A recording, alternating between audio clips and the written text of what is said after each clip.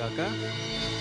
ఈ సాయంకాల ఆరాధనను Capstone church ఆరాధన మీరందరూ వీక్షిస్తున్న మీ అందరికీ ప్రభువు నామంలో ఎంతో వందనాలు తెలియజేస్తున్నాము. దేవుడు మనల్ని ఎంతగానో కాచి కాపాడి ఈ అవకాశం ఇచ్చినందుకు దేవునికి స్తోత్రం మరి కృతజ్ఞులమై ఉన్నాము. బైబిల్ చదువుకొని దేవుని వాక్యంను ప్రారంభించుకుందాం. కీర్తన 18. యెహోవా నా బలమా, నేను నిన్ను ప్రేమించుచున్నాను. యెహోవా నా శైలము, నా కోట, నన్ను రక్షించువాడు, నా కేడెము, నా రక్షణ శృంగము, నా ఉన్నత దుర్గము, నా దేవుడు, నేను ఆశ్రయించుచున్న నా దుర్గము. కీర్తనీయుడైన యెహోవాకు నేను మొరపెట్టగా ఆయన నా శత్రువుల చేతిలో నుండి నన్ను రక్షించును. మరణపాశములు నన్ను చుట్టుకొనగా భక్తిహీనులు వరద పొర్లు వలె నా మీద పడి బెదిరింపగను. పాతాళపు పాశములు నన్ను అరికట్టగను. మరణపు ఉరువులు నన్ను ఆవరింపగను. నా శ్రమలో యెహోవా నాకు మొరపెట్టి తిని నా దేవునికి ప్రార్థన చేసి తిని ఆయన తన ఆలయంలో ఆలకించి నా ప్రార్థన అంగీకరించెను. నా మొర ఆయన సన్నిధిన చేరి ఆయన చెవిలో జొచ్చెను. దేవుడి వాక్యం దీవించునుగాక. ప్రార్థన చేసుకుందాము. గొప్ప దేవ, నీకు స్తోత్రాలు నాయన. మాకు ఈ అవకాశాన్ని ఇచ్చినందుకు మీకు వేలాది వేల స్తోత్రాలు ప్రభా. ఎంతోమంది ఈ అవకాశాన్ని చూడలేదు, కానీ మాకు ఈ అవకాశాన్ని ఇచ్చారు ప్రభా. మిమ్మల్ని స్తుతించడానికి, మిమ్మల్ని గణపరచడానికి ఇచ్చిన అవకాశానికి వందనాలు ప్రభా. పాటల ద్వారాను వాక్య పరిచయ ద్వారాను తోడై ఉండండి ప్రభా. వాక్య పరిచయలో ఆ మాటలు మా హృదయంలో ఉన్న కఠినత్వాన్ని తీసేసి మిమ్మల్ని, మీ మాటల్ని మేమందరము వినగలిగి వాటిని అంగీకరించి వాటిని గైకొనున్నట్లుగా మీరే కృప చూపండి, తోడై ఉండండి ప్రభా.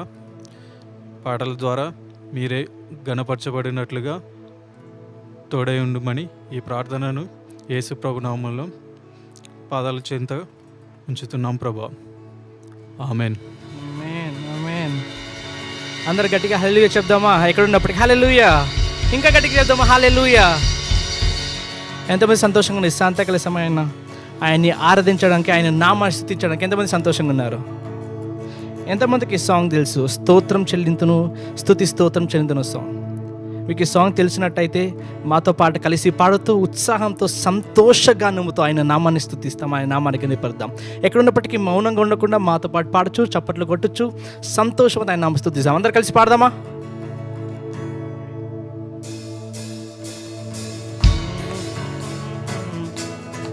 అందరు గట్టిగా చప్పట్లు కొడదామా?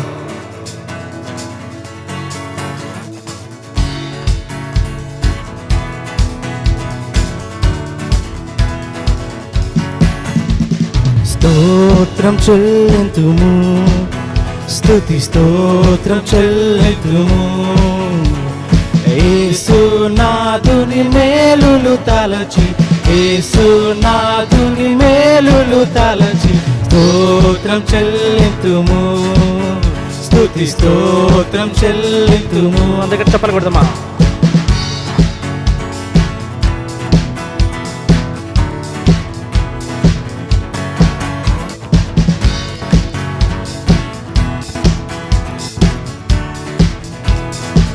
దీవారాత్రములు, దీవారాత్రములు కంటి పాపవలే కాచి, దీవారాత్రములు కంటి పాపవలే కాచి, దయగల హస్తముతో దోచి నడిపించితివే, దయగల హస్తముతో దోచి నడిపించితివే. అందరికీ పాడదామా? స్తోత్రం చెల్లింతుము, స్తుతి స్తోత్రం చెల్లింతుము. యేసునాథుని మేలులు తలచి, యేసునాథుని మేలులు తలచి స్తోత్రం చెల్లింతుము, స్తుతి స్తోత్రం చెల్లింతు. గండాంధకారములో కన్నీటిలో ఎలలో, గండాంధకారములో కన్నీటిలో ఎలలో కృషించిపోనీయక కృపలతో బలపరచితివే. అందరికీ పాడదామా? కృషించిపోనీయగా కృపలతో బలపరచితివే. స్తోత్రం చెల్లింతుము, స్తుతి స్తోత్రం చెల్లింతుము.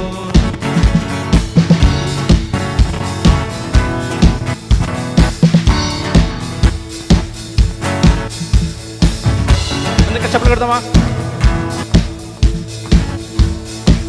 సజీవయాగముగా సజీవయాగముగా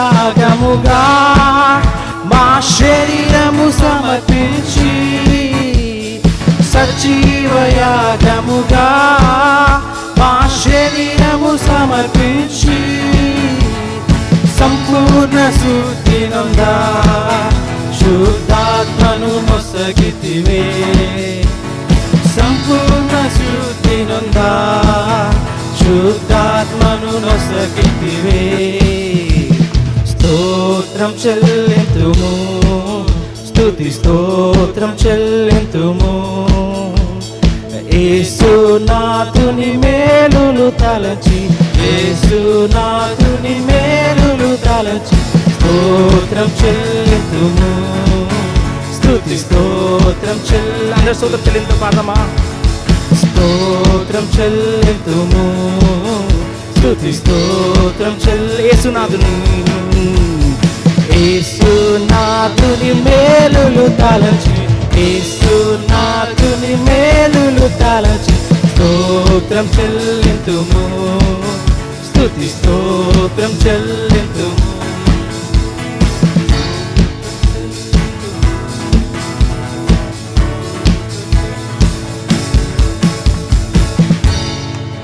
ఎక్కడున్నప్పటికీ అందరు గట్టిగా హల్లెలూయా చెప్దామా? హల్లెలూయా. స్తోత్రం చెల్లించిన యేసయ్య, అన్నీ మీకే స్తుతి స్తోత్రాలు చెల్లించదాము. మరొక పాట పాడొచ్చు. నిన్నే ఆరాధించిన యేసయ్య, నిన్నే స్తుతించదు యేసయ్య అనే పాట పాడచ్చు. ఆయన నామాన్ని స్తుతించదు.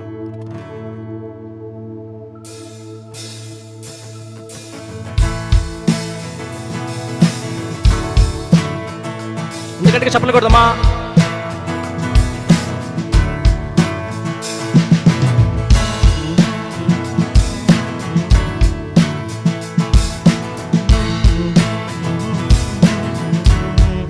కలిసి పాడదామా? నీవే నా దేవుడవు ఆరాధింతును, నీవే నా రాజు కీర్తించేదను. నీవే నా దేవుడవు ఆరాధింతును, నీవే నా రాజు కీర్తించేదను.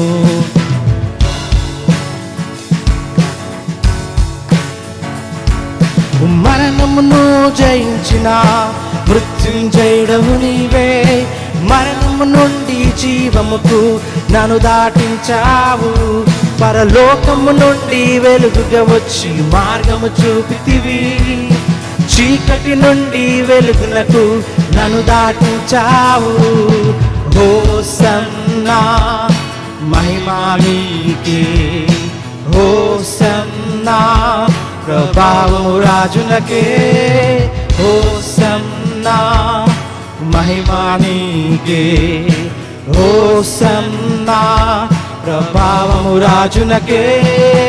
నీవే నీవే నీవే యేసు, నీవే నీవే నీవే నీవే యేసు. అందరు కలిసి పాడదామా? నీవే దేవుడు. అందరు గట్టిగా చెప్పలు కొడదామా?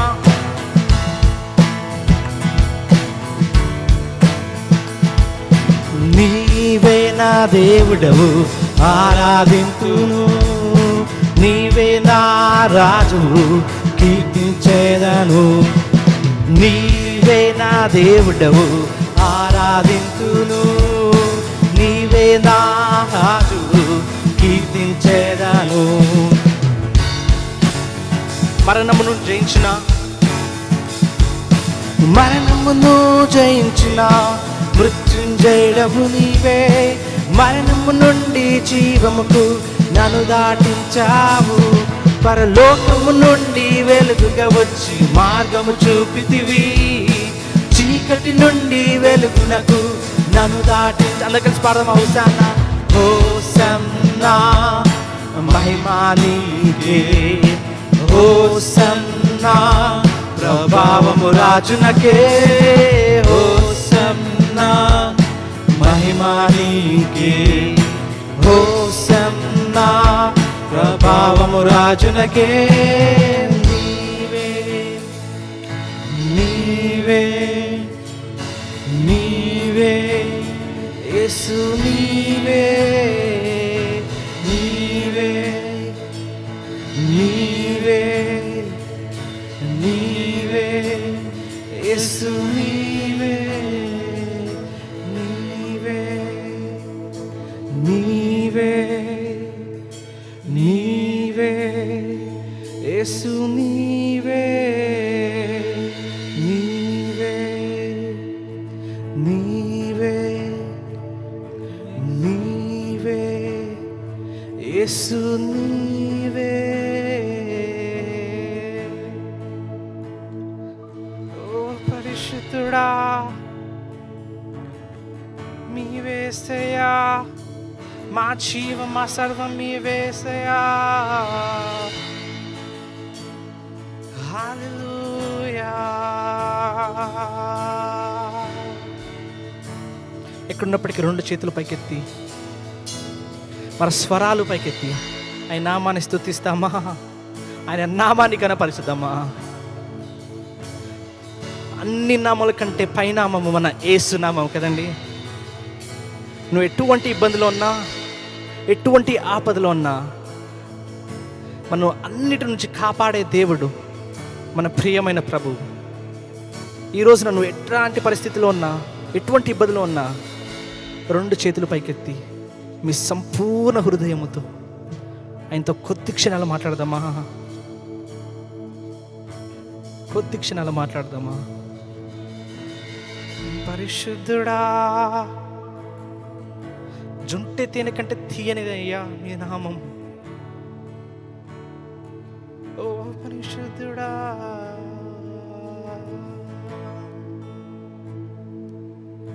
మీ సొంత మాటలతో ఆయన నామాన్ని స్తుతిస్తా. మౌనంగా ఉండకుండా ఆయన నామాన్ని కనపరచేద్దాం. హల్లెలూయా.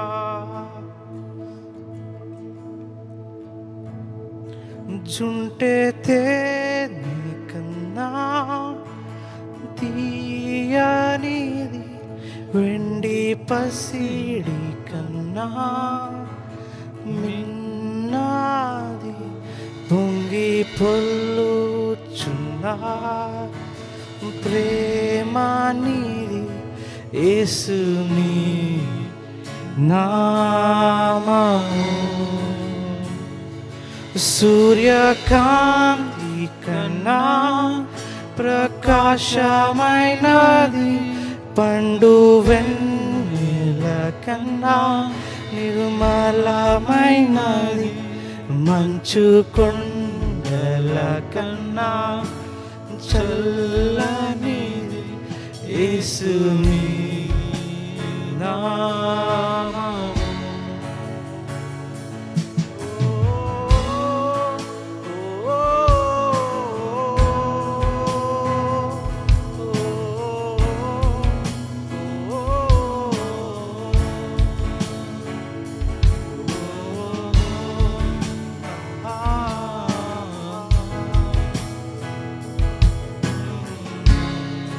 అందరు కలిసి పాడదామా. జుంటె తేనె కన్నా నీ నామం యేసయ్యా మధురమైనది.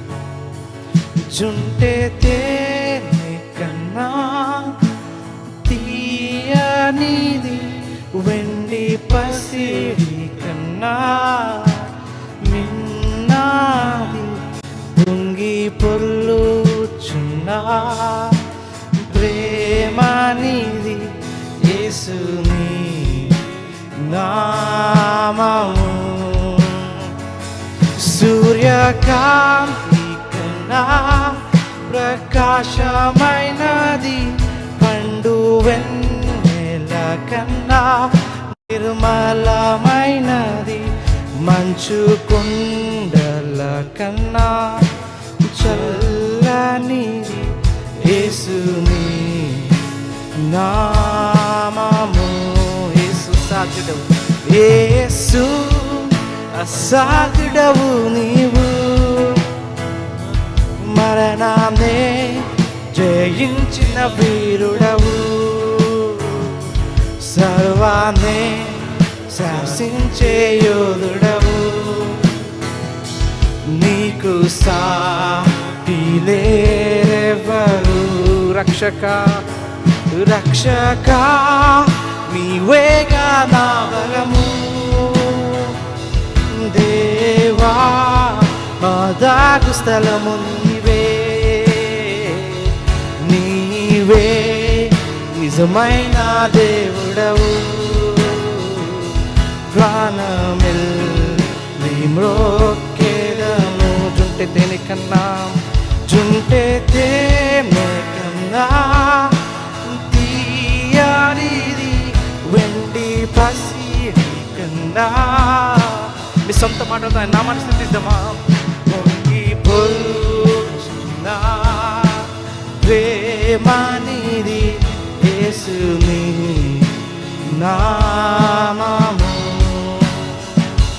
సూర్యకాంతి కన్నా ప్రకాశమైనది, పండు వెన్నెల కన్నా నిర్మలమైనది, మంచు కొండల కన్నా చల్లనిది యేసుని నామము.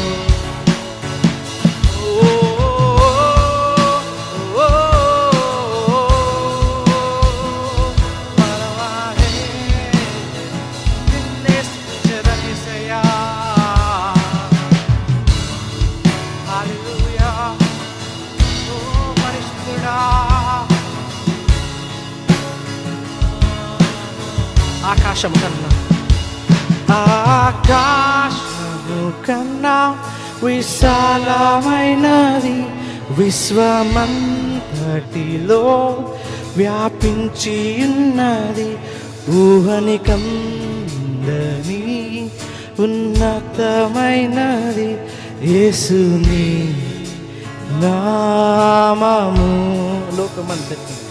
లోకమంతటికి రక్షణ మార్గము, జనులందరికీ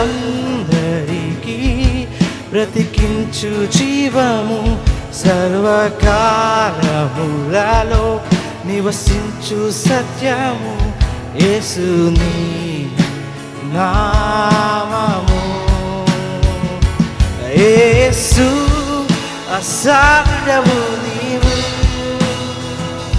మరణాన్నే జయించిన వీరుడవు, సర్వాన్నే శాసించే యోధుడవు. నీకు సాటి లేరెవరు. రక్షక రక్షక నీవేగా నా బలము.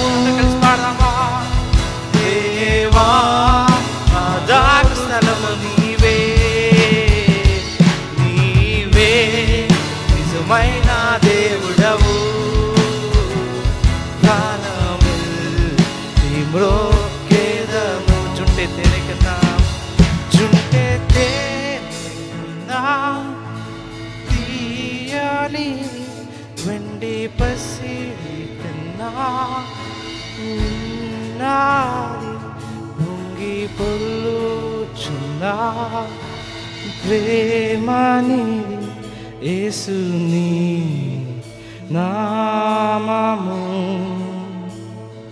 సూర్యకాంతి కన్నా ప్రకాశమైనది, పండు వెన్నెల కన్నా నిర్మలమైనది, మంచు కొండల కన్నా చల్లని యేసుని నామము. యేసుని నామము. యేసుని యేసుని నామము.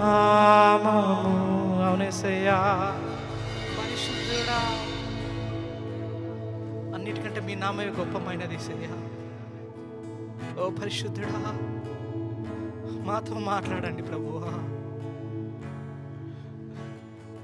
హల్లెలూయా, హల్లెలూయా యేసయ్యా.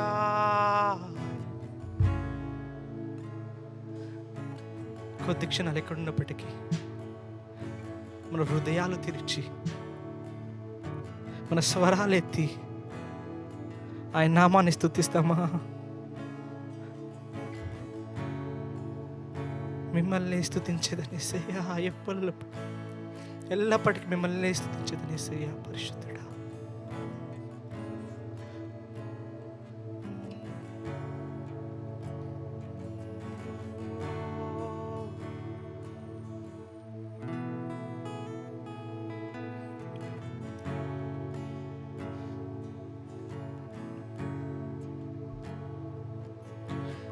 ఎందుకో నన్నెంతగా నీవు ప్రేమించితివో దేవా, అందుకో నా దీన స్తుతి పాత్ర. హల్లెలూయా యేసయ్యా, హల్లెలూయా యేసయ్యా. ఎందుకో నన్నెంతగా నీవు ప్రేమించితివో దేవా, అందుకో నా దీన స్తుతి పాత్ర. హల్లెలూయా యేసయ్యా, హల్లెలూయా యేసయ్యా. నా పాపము పాప నరరూపివైనావు,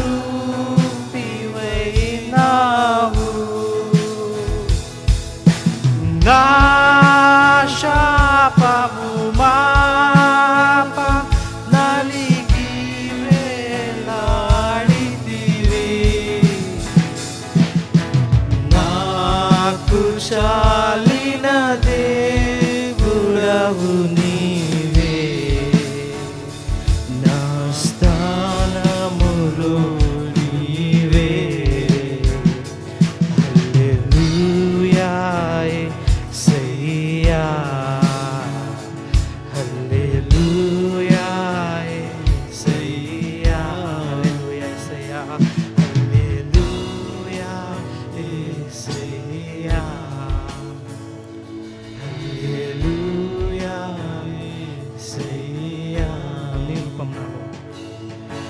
నీ రూపం నాలో, నీ రూపము నాలో నిర్మించియున్నావు,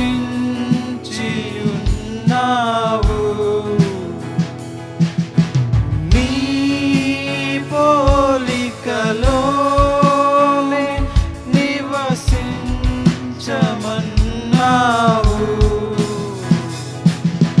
నీవు నన్ను ఎన్నుకొంటివి, నీ కొరకై నీ కృపలో. హల్లెలూయా యేసయ్యా, హల్లెలూయా యేసయ్యా. అందరూ కలిసి పాడదాం. హల్లెలూయా యేసయ్యా, హల్లెలూయా యేసయ్యా,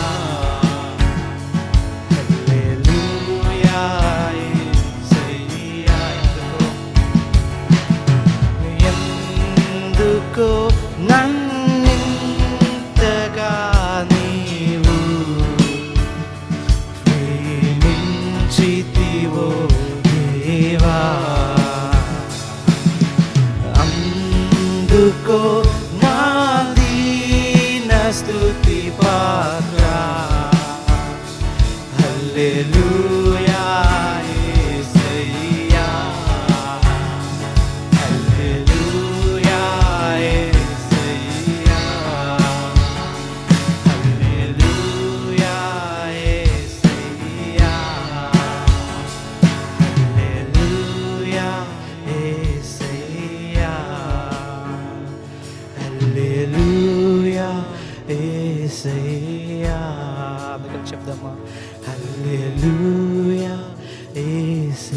చివరిసరికి ఎందుకున్నది ఇంతగా?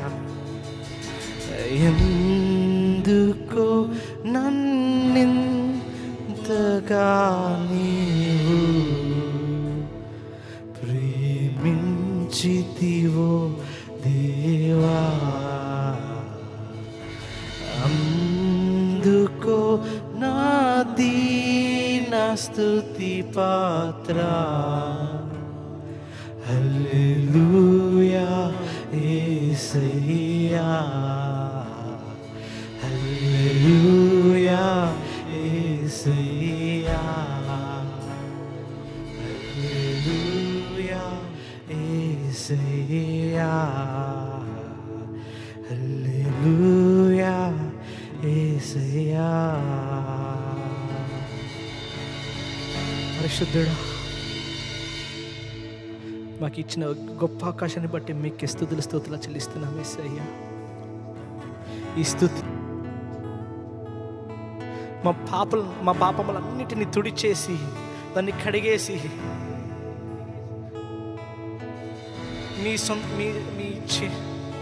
మీ యొద్దకు చేర్చుకున్నావు యేసయ్యా. పరిశుద్ధుడా,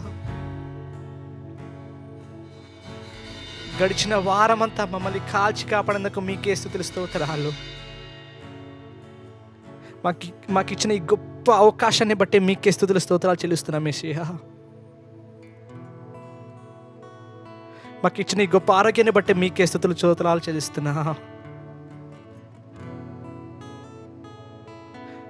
మాతో మాట్లాడండి యేసయ్యా, మాతో మాట్లాడండి.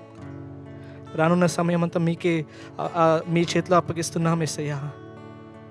మాతో మాట్లాడండి, మా హృదయాలు తెరిచి మీ స్వరాన్ని వినుటకు సాయం చేయమని కోరుతున్నాం యేసయ్యా. ఇచ్చిన ఆరాధనని, ఇచ్చిన ప్రార్థనని మీ పాదాల చెంత చేరుస్తూ యేసు అతి పరిశుద్ధ నామంలో ఈ ప్రార్థన అడిగి పెట్టుకుంటున్నాం తండ్రి, ఆమేన్. అందరు గట్టిగా చప్పట్లు కొడదామా? హల్లెలూయా చెప్దామా? హల్లెలూయా, హల్లెలూయా. మరి ప్రాముఖ్యమైన సమయానికి వెళుద్దాం. ఇది వాక్య సమయం.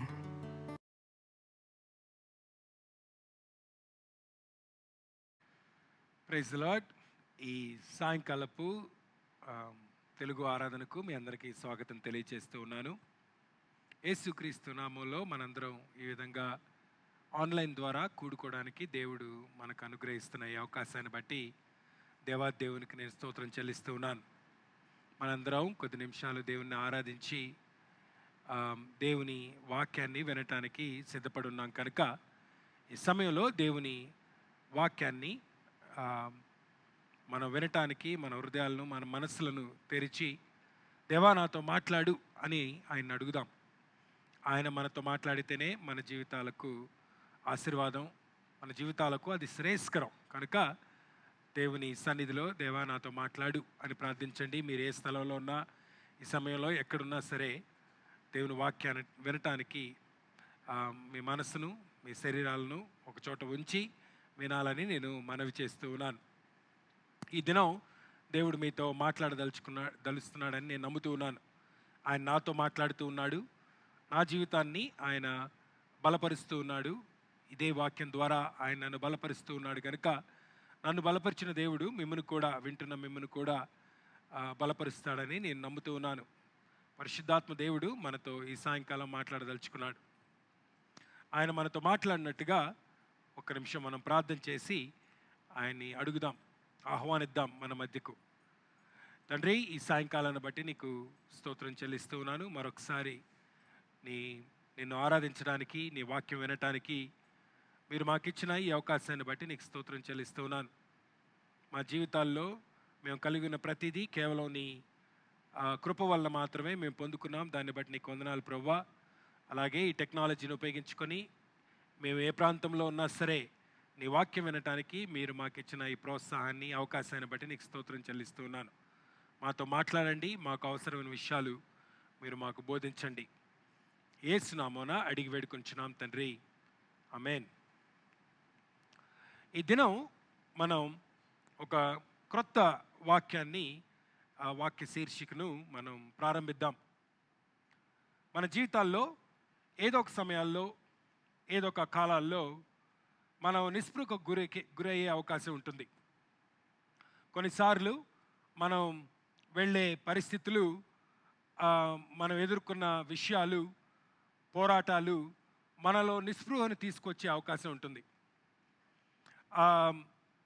మనం నిరాశ కలిగి ఉండడం వేరు, నిస్పృహలోకి వెళ్ళడం వేరు. కొన్ని విషయాల్లో, కొన్ని పోరాటాల్లో మనం తెలివిగా ఆలోచనలతో ముందుకు సాగుతూ ఉన్నప్పుడు, జ్ఞానంతో పనిచేస్తూ ఉన్నప్పుడు మనం అనుకున్నవి అనుకున్నట్టుగా జరగకపోవచ్చు. తద్వారా నిరాశకు గురే అవకాశం ఉంటుంది. కానీ మన నిరాశలు కొన్నిసార్లు ఎక్కువైనప్పుడు అవి మనల్ని నిస్పృహకు తీసుకువెళ్ళే అవకాశం ఉంటుంది. ఆ నిస్పృహ మన జీవితాల్లోకి ఆవరించినప్పుడు మనలో ఒక రకమైన ఉదాసీనత బయలుదేరి ఏ పని చేయబుద్ధి కాదు, ఎవరిని కలవబుద్ధి కాదు, ఏమీ ఆలోచించబుద్ధి కాదు, ఒంటరి వారము అన్న ఒక భావనతో ఒక చీకటి అనుభవంలోకి మనం వెళ్తాం, కృంగిన స్థితిలోకి వెళ్తాం. ఒక్కొక్కసారి కొద్దిమందిలో ఇలాంటి స్థితి ఎంతగా వారిని మనుషుల నుంచి దూరం చేస్తుందంటే, అలాగే జీవితం మీద ఆశ నుంచి ఎంతగా దూరం చేస్తుందంటే, వారిలో మరణాపేక్ష పుట్టేంతగా ఒక్కొక్కసారి ఆ కృంగిన స్థితి మనల్ని వంచివేస్తుంది, మరణానుభవంలోనికి తీసుకువెళ్తుంది. ఇలాంటి అనుభవాలు మన జీవితాల్లో రకరకాలుగా వస్తాయి. కొంతమందికి తక్కువ స్థితిలో వస్తాయి, తక్కువ స్థాయిలో వస్తాయి. కొంతమందికి ఎక్కువ స్థాయిలో, తీవ్రమైన స్థాయిలోకి వస్తాయి. ఎంత తీవ్రంగా ఉంటాయంటే, అయ్యా నన్ను చంపేయ్ అని ప్రార్థన చేసిన సందర్భాలు కూడా ఉండుండొచ్చు.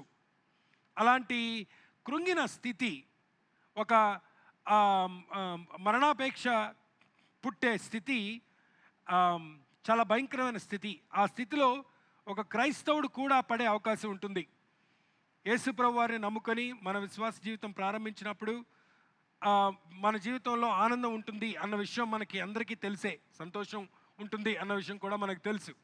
కానీ కొన్ని సందర్భాల్లో, కొన్ని కాలాల్లో మన పనులు సరిగ్గా జరగకపోవడం ద్వారా, పదే పదే ఓటములు ఎదురవడం ద్వారా, కొన్ని భయాలు మనలో పుట్టడం ద్వారా, పరిస్థితులు కొన్ని మనకి వ్యతిరేకంగా ఉండడం ద్వారా మనలో కృంగిన స్థితి వచ్చే అవకాశం ఉంటుంది.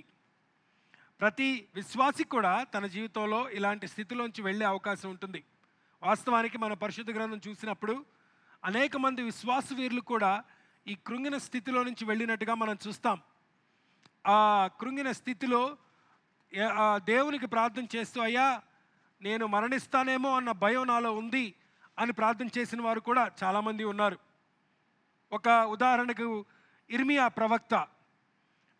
ప్రవక్త చాలా గొప్ప ప్రవక్త. ఆ ప్రవక్త తాను భూలోకంలో ఉన్నప్పుడు తాను ఎదుర్కొంటున్న పరిస్థితులు, తన దేశం, తన ప్రజ ఎదుర్కొంటున్న సమస్యలు, బాధలు, తను వ్యక్తిగతంగా ఎదుర్కొంటున్న సమస్యలు, బాధలు, వాటిని అవి ఆయన్ని ఎంతగా కృంగదీశాయంటే, ఒక గ్రంథమే ఆయన తన కృంగిన స్థితిని వివరిస్తూ రాసుకుంటూ వెళ్ళాడు. విలాప వాక్యములు 3వ అధ్యాయం మనం చదివినప్పుడు ఇర్మియా కృంగిన స్థితి ఎంత భయంకరంగా ఉందో మనకు అర్థమవుతుంది. 3వ అధ్యాయంలో 17వ వచనం నేను చదువుతాను చూడండి. అసలు యాక్చువల్గా 3వ అధ్యాయం అంతా కూడా ఇర్మియా తన స్థితిని వివరిస్తూ, దేవునికి వివరిస్తూ దేవునితో చెప్పుకుంటున్నాడు. అయ్యా నేను నువ్వు నన్ను మరణాన్ని దగ్గరికి తీసుకువెళ్ళేంత దూరంగా లోతైన అనుభవంలోకి నన్ను తోసివేశావే అని ప్రార్థిస్తూ ఉన్నాడు. ఆయన అడుగుతున్నాడు, ఈ స్థితిలోంచి నన్ను బయటికి తీసుకురా అని. తన స్థితిని వివరిస్తూ కొన్ని మాటలు రాశాడు. 17వ వచనంలో, 3వ అధ్యాయం 17వ వచనంలో ఈ విధంగా అంటాడు, నెమ్మదికి నాకు ఆయన బహుదూరము చేసి ఉన్నాడు. అంటే నాలో నెమ్మది లేదు, నెమ్మది బహుదూరంగా అయిపోయింది అంటున్నాడు అనమాట. మేలు ఎట్టిదో నేను మరిచి ఉన్నాను అంటాడు. అంటే నా జీవితంలో ఏ మేలు జరగట్లేదు, మేలు ఎలా ఉంటుందో కూడా తెలియని స్థితిలోకి నేను వెళ్ళిపోయాను అంటున్నాడు. నా బలము ఉడిగెను అని అనుకుంటుని, యెహోవా యందు నాకిక ఆశలు లేవనుకుంటుని, ఇంకా ఆశే లేదు జీవితం మీద, దేవుని మీద కూడా ఆశ లేదు అంటున్నాడు. నా శ్రమ, నా దురావస్థను, నేను త్రాగిన మాచిపత్రిని, చేదును జ్ఞాపకం చేసుకొనుము అని ఆయనతో మొరపెట్టుకున్నాడు. అయ్యా నా శ్రమ, నా దురవస్థ ఎంత భయంకరంగా ఉందంటే ఒక చేదైన అనుభవం తీసుకొస్తుంది నాకు. అది ఈ చేదు నేను భరించలేని స్థితిలో ఉన్నాను. ఎడతెగక నా ఆత్మ వాటిని జ్ఞాపకం చేసుకొని నాలో కృంగి ఉన్నది అంటున్నాడు. నా హృదయం కృంగిపోయింది, నా ఆత్మ కృంగిపోయింది, నా ప్రాణం కృంగిపోయింది, నా స్థితి చేదుగా మారిపోయింది అంటున్నాడు. అది తన పరిస్థితిని వివరిస్తూ రాసిన మాటలు. ఈ మాటలు మనం చదివినప్పుడు మన జీవితాల్లో కూడా అలాంటి పరిస్థితులు ఉండుంటాయి అని మీకు జ్ఞాపకం వస్తూ ఉండొచ్చు. కొంతమంది మీలో వాక్యం వింటున్న మీలో కొద్దిమంది అలాంటి స్థితిలో ప్రయాణం చేస్తూ ఉండుండొచ్చు, అలాంటి స్థితిలో ఉండుండొచ్చు. ఇర్మియానే కాదు, పాత నిబంధనలో ఇర్మియా కనబడితే క్రొత్త నిబంధనలో కూడా ఉన్న విశ్వాస వీరులు కూడా కొన్నిసార్లు ఇలాంటి కృంగిన స్థితిలోకి, కృంగిన పరిస్థితుల్లో నుంచి వారు ప్రయాణం చేశారు. ఉదాహరణకు అపోస్తులుడైన పౌలు వాస్తవానికి చాలా ధైర్యం కలిగిన వ్యక్తి, దేవుని మీద అత్యంత విశ్వాసం కలిగిన వ్యక్తి, పోరాటం చేసే వ్యక్తి. పౌలు జీవితాన్ని మనం గమనించినప్పుడు వాక్య గ్రంథంలో పౌలు ప్రయాణాలు, తాను చేసిన మిషనరీ ప్రయాణాలు మనం చూసినప్పుడు ప్రపంచాన్ని 3 సార్లు చుట్టొచ్చిన, అప్పట్లో తెలిసిన ప్రపంచాన్ని 3 సార్లు చుట్టొచ్చిన పౌలు అనేక సంఘాలు, అనేక స్థలాల్లో అనేక శ్రమలు, హింసలు ఎదుర్కొన్న వ్యక్తిగా ఉన్నాడు. ఎంత ఇబ్బందులు, ఎంత శ్రమ, ఎంత హింస ఎదురైనా కూడా ధైర్యంగా దేవుని సేవ చేసిన, దేవునిలో విశ్వాసాన్ని వ్యక్తపరిచిన వ్యక్తిగా మనకు కనబడతాడు పౌలు. అలాంటి పౌలు కూడా ఏదో ఒక సమయంలో బాగా కృంగిపోయిన స్థితిలోకి వెళ్ళాడు. కొరింథీలకు రాస్తూ 2 కొరింథీయుల పత్రిక 1వ అధ్యాయంలో ఆ కొరింథీ సంఘంతో పౌలు తన స్థితిని వివరిస్తూ ఉన్నాడు. 8వ వచనంలో ఆయన అంటాడు, సహోదరులారా, ఆసియాలో మాకు తటస్థించిన శ్రమ మీకు తెలియకుండా మాకు ఇష్టం లేదు. అదేదనగా మేము బ్రతుకుదమను నమ్మకము లేక యుండునట్లుగా. చచ్చిపోతానేమో అని అంటున్నాడు. చచ్చిపోతానేమో అనుకున్నాం మేము. మా మీదకు వచ్చిన శ్రమ ఆసియాలో ఎంత భయంకరంగా ఉందంటే చచ్చిపోతానేమో అన్న భయం మాలో పుట్టుకుంది. బ్రతుకుతామను నమ్మకం లేక ఉండినట్లు మా శక్తికి మించిన అత్యధిక భారము వలన కృంగిపోతుమి అన్నాడు. మా శక్తికి మించిన అత్యధిక భారం వలన కృంగిపోతుమి అన్నాడు. అంటే ఎంత శ్రమ తన మీదకి వచ్చిందో మీరు ఆలోచించండి. ఆ శ్రమ తట్టుకోలేక చచ్చిపోతానేమో అనుకున్నాను అంటున్నాడు. చూసారా, మరణానుభవంలోనికి వెళ్ళేంతగా కృంగిపోయాడు. ఇలా మన జీవితాల్లో కొన్ని సందర్భాలు అలా ఉంటాయి. కృంగిపోయిన స్థితులు, మనల్ని కృంగివేసే స్థితులు, నిస్పృహలోకి జారి జీవితం మీద ఆశ వదులుకొని మనం మరణాపేక్ష కలిగేంతగా కృంగిపోయే అవకాశం కూడా ఉంటుంది. మరణాపేక్ష అని మనం మాట్లాడుకుంటూ ఉన్నప్పుడు పరిశుద్ధ గ్రంథంలో ఒక వ్యక్తిని మనం ప్రత్యేకంగా చూడవలసిన అవసరం ఉంది.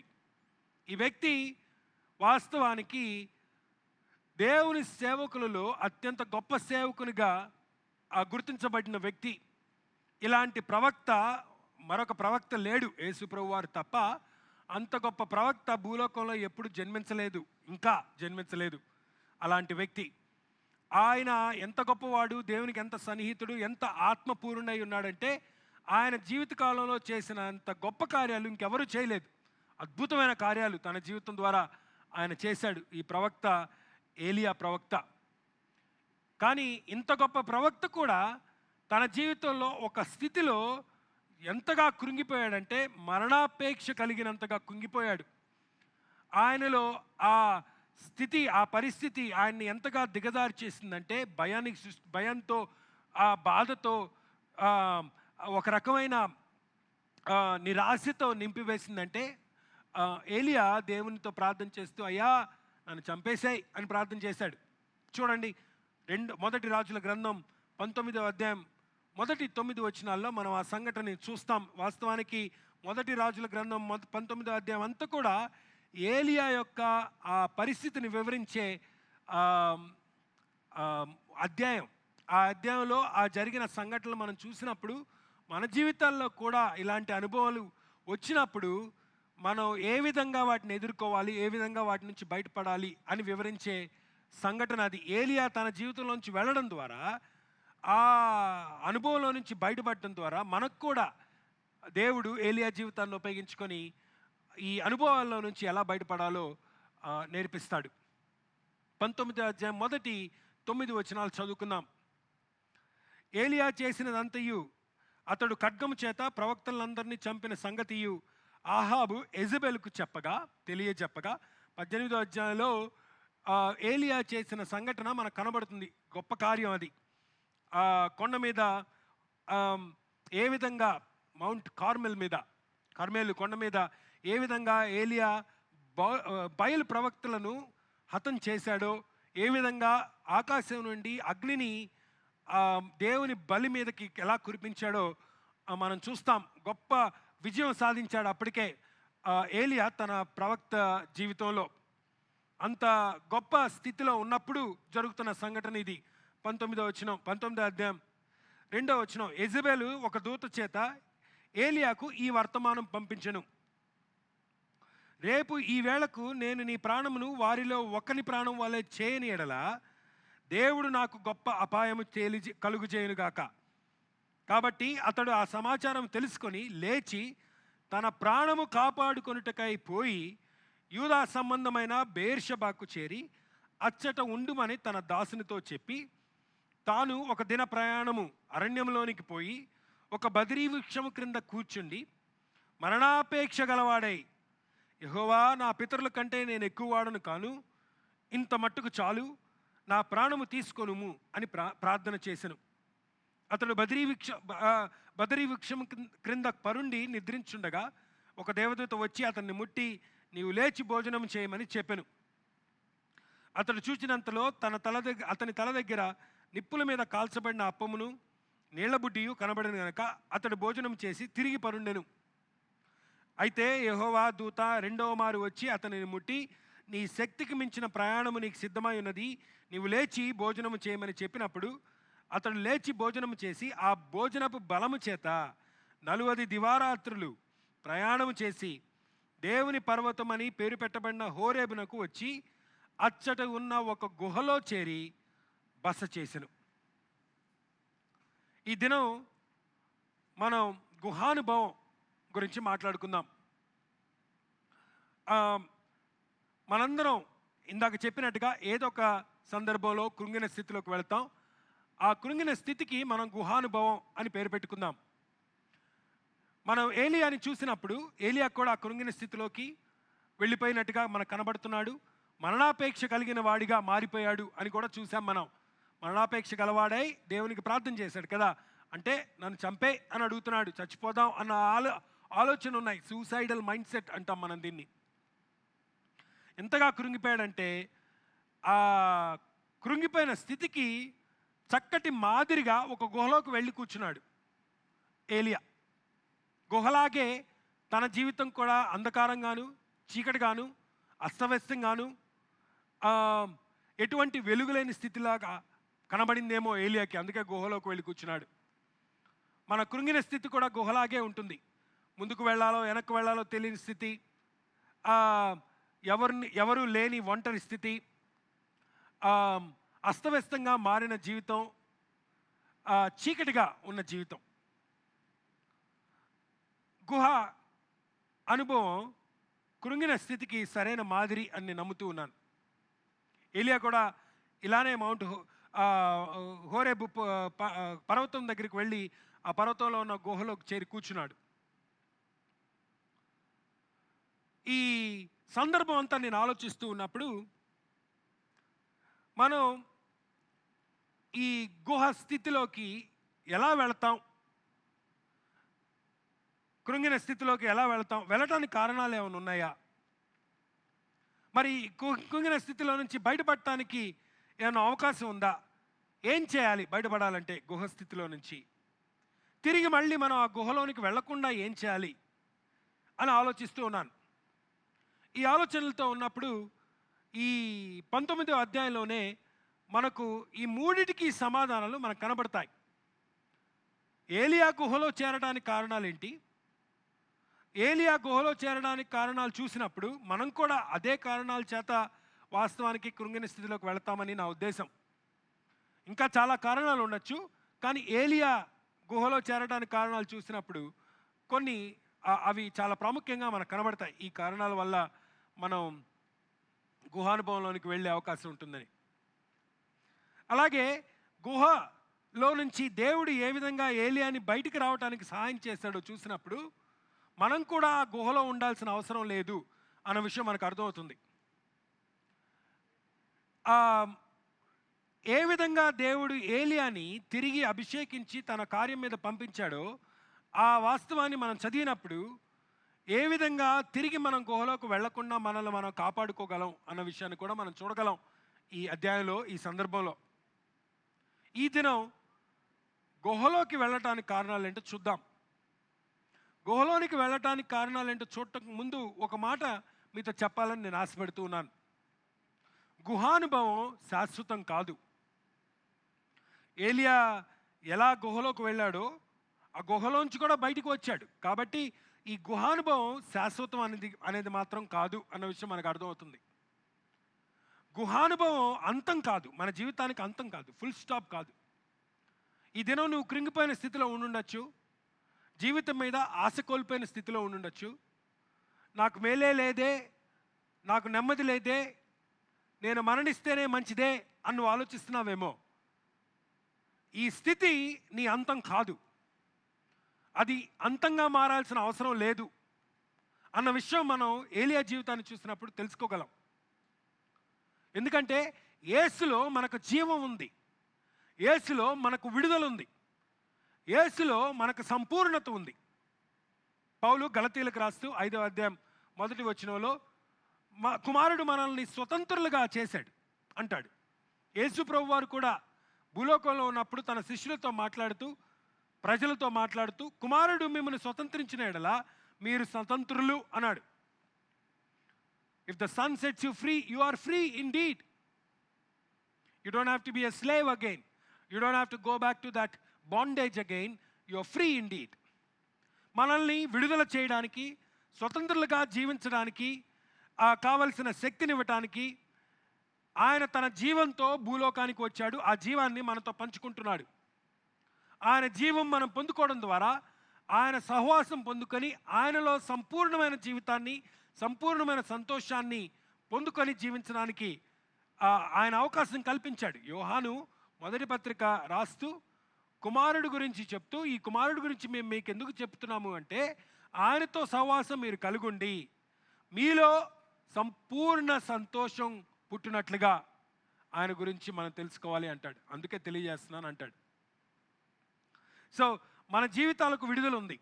మీరు కృంగిపోయిన స్థితిలో ఉన్నా, ఎంత భయంకరమైన, ఎంత గాఢాంధకారమైన గుహలో మీరు ఉన్నప్పటికీ అక్కడి నుంచి మీరు బయటకు వచ్చే అవకాశం ఉంది. దేవునిలో స్వతంత్రంగా జీవించే అవకాశం ఉంది. సంపూర్ణమైన జీవితం జీవించే అవకాశం ఉంది. అది ఆ వాస్తవాన్ని మీరు గుర్తుపెట్టుకోవాలని నేను మనవి చేస్తూ ఉన్నాను. ఆ వాస్తవం నేపథ్యంలో మనం గుహలో చేరటానికి కారణాలు ఏంటో చూద్దాం. ఎందుకు మనం గుహలో చేరతాం, ఎందుకు తెలుసుకోవాలి కారణాలు అంటే, రెండోసారి అలాంటి తప్పటడుగులు మనం వేయకుండా ఉండడానికి.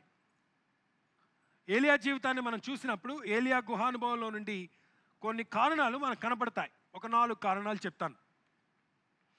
ఈ అధ్యాయాన్ని మనం చదువుతున్నప్పుడు ఆ 4 కారణాలు చాలా స్పష్టంగా మనకు కనపడతాయి. మొదటిది, ఏలియా గుహలో చేరటానికి మొదటి కారణం, గుహానుభవంలోకి చేరటానికి మొదటి కారణం నా ఉద్దేశంలో ఒంటరితనం, ఏకాంత వాసం. 3వ వచనం చూడండి. 3వ వచనానికి రాకముందే ముందు 2 వచనాల్లో మనకు కనబడే విషయం ఏంటి? యెజబెలు ఆహాబు నుంచి ఏలియా చేసిన కార్యం గురించి తెలుసుకున్నప్పుడు ఆమె కోపం వచ్చింది, కోపంతో రగిలిపోయింది, ఏలియాని చంపాలని నిర్ణయించుకుంది. ఏలియా నేను చంపుతాను అని ఒక దూత చేత సమాచారాన్ని పంపించింది ఏలియా దగ్గరికి. ఆ దూత వచ్చి ఏం చెప్తున్నాడు? జెజబెల్ ఏం చెప్తుందంటే, రేపు ఇదే సమయానికి వాళ్ళని నువ్వు ఎలా చంపావో నేను నిన్ను అలానే చంపుతాను అని జెజబెల్ చెప్పింది. చెప్పినట్టుగా ఆ దూత చెప్పాడు. ఏలియా ఆ మాట విన్నప్పుడు, ఇక్కడ ఉండడం మంచిది కాదు, ఇక్కడ ఉంటే నన్ను చంపేస్తాడు అన్న భయంతో బయలుదేరి తన ప్రాణం కాపాడుకొనుటకు అని రాయబడింది కదా. బయలుదేరి బీర్షబా అనే పట్టణానికి వచ్చాడు. సమరియలో ఉన్నాడు. సమరియా నుంచి బీర్షబాకి పారిపోయి వచ్చాడు. బీర్షబాకి ఏలియా పరిగెత్తుతూ వస్తున్నప్పుడు ఏలియా ఒంటరిగా రాలేదు. ఏం జరుగుతుందో చూడండి. కాబట్టి అతడు ఆ సమాచారం తెలుసుకొని లేచి తన ప్రాణం కాపాడుకున్నట్టుకై యూదా సంబంధమైన బేర్షెబాకు చేరి అచ్చట ఉండుమని తన దాసునితో చెప్పి అన్నాడు.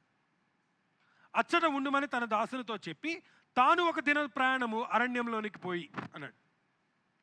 ఇప్పుడు మీరు ఈ సీక్వెన్స్ని ఊహించుకోండి, జరుగుతున్న సంఘటన ఒకసారి ఊహించుకోండి. సమరియలో ఉన్నప్పుడు యెజబెలు సమాచారం పంపించింది, ఏలియా నేను చంపేస్తాను రేపటికల్లా అని. ఏలియా అక్కడి నుంచి తన ప్రాణాన్ని కాపాడుకోవడానికి ప్రారంభించాడు. తను ప్రయాణం ప్రారంభించినప్పుడు ఒంటరిగా ప్రయాణం ప్రారంభించలేదు, తనతో పాటు తన దాసుడు కూడా వస్తూ ఉన్నాడు. అంటే ఏలియా అప్పటికి ఇంకా ఒంటరిగా లేడు. తన దాసుడు ఏలియాతో ప్రయాణం ప్రారంభించినప్పుడు దాసునికి కూడా తెలుసు యెజబెలు ఏలియాకి ఎలాంటి హెచ్చరిక ఇచ్చిందో అన్న విషయం. అయినప్పటికీ ఆ దాసుడు ఏలియాతో ఉండడానికి నిర్ణయించుకొని ప్రయాణం చేశాడు. బేర్షెబా పట్టణానికి వచ్చిన తర్వాత ఏలియా ఆ దాసుడిని అక్కడే ఉండమని చెప్పాడు, నువ్వు ఇక్కడే ఉండు అని. తాను అరణ్యంలోకి నడక ప్రారంభించాడు. ఒక దిన ప్రయాణం, చాలా దూరం అరణ్య ప్రాంతంలోకి వెళ్ళిపోయాడు అనమాట ఏలియా. ఒంటరిగా అక్కడికి వెళ్ళిన ఏలియా ప్రార్థన చేసుకోవడానికి వెళ్ళలేదు. వాస్తవానికి ఆ అరణ్య ప్రదేశంలోకి ఎందుకు వెళ్ళిపోయాడంటే, ఇక నా జీవితం మీద ఆశ లేదు, నాకు ఈ భయంతో నేను బతకలేను, నేను ఒక్కడే అయిపోయాను అన్న ఆలోచనలతో ఉన్నాడనమాట. దాని దగ్గరికి మళ్ళీ వస్తాను నేను. ఆలోచన గుర్తుపెట్టుకోనండి. ఒక దిన ప్రయాణం చేసి అరణ్యంలో ఎవరూ లేని ప్రాంతంలో ఒక బదరీ వృక్షం కనబడినప్పుడు ఆ వృక్షం కింద కూర్చున్నాడు. ఒక్కడే వెళ్ళి కూర్చొని ప్రార్థన చేస్తున్నాడు, అయ్యా నన్ను చంపేసాయి అని ప్రార్థన చేస్తున్నాడు. మనం ఒంటరిగా ఉన్నప్పుడు అలాంటి ఆలోచనలే వస్తాయి. ఏకాంతవాసం, ఏకాంతత్వం అని చెప్పడానికి ఒక వివరణ ఇవ్వాలని నేను ఆశపడుతున్నాను. దాని విషయంలో సరైన అవగాహన అవసరం మనకి. ఏకాంతం వేరు, ఏకాంత వాసం వేరు. ఏకాంతం వేరు, ఏకాంత తత్వం వేరు.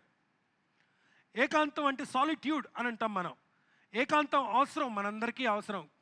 దినదిన ప్రయాణాల్లో మనం చేసే పనుల సమయంలో అలసట అవుతాం కనుక, గురవుతాం కనుక కొద్ది సమయం మనకు అవసరం. ఆ ఏకాంతం దేవుని సన్నిధిలో గడపడం అవసరం. ప్రతిదినం ఏకాంత సమయం మనకు అవసరం. ఏకాంత సమయం వేరు, ఏకాంత వాసం వేరు. ఏకాంత వాసం అంటే ఏంటి? ఈ వ్యక్తి అందరినీ వదిలేసి ఒంటరిగా జీవిస్తున్నాడు అనమాట. ఏకాంత వాసి అని అందుకే అంటున్నాం మనం దాన్ని. ఏకాంత సమయం గడపట్లేదు, ఏకాంత వాసిగా మారాడు ఏలియా ఇక్కడ. Solitude is different from isolation.